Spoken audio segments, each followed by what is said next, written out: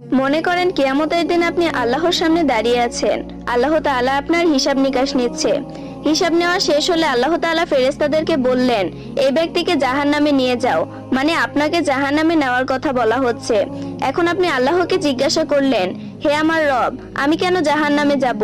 তখন আল্লাহ তাআলা আপনাকে বললেন, কারণ তুমি কখনো মানুষের সাথে ভালো ব্যবহার করনি, তুমি আমার ইবাদত করেছো কিন্তু কখনো মানুষকে ইসলামের কথা বলনি, তুমি ইসলামিক ভিডিও পেলে স্কিপ করেছো, এমনকি আমার রাসূলের কালেমাও কারো কাছে পৌঁছে দাওনি, তাই আমি তোমাকে জাহান্নামে দেব।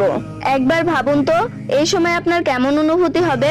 শুধু একটি কারণে আপনাকে জাহান্নামে যেতে হচ্ছে। তাই বলছে এখনো সময় আছে, চাইলে আপনি এই কালিমার দাওয়াতটি মানুষের কাছে পৌঁছে দিতে পারেন। কালিমা লা ইলাহা ইল্লাল্লাহু মুহাম্মাদুর রাসূলুল্লাহ সাল্লাল্লাহু আলাইহি ওয়াসাল্লাম। আমি আপনাকে জোর করব না। যদি আপনি শয়তানের অনুসারী হন, তাহলে কালিমার দাওয়াতটি পৌঁছে দেওয়ার দরকার নাই। আর যদি অনুসারী না হন, আল্লাহর যদি অনুসারী হন, তাহলে এই কালিমার দাওয়াতটি পৌঁছে দিবেন। আল্লাহ হাফেজ।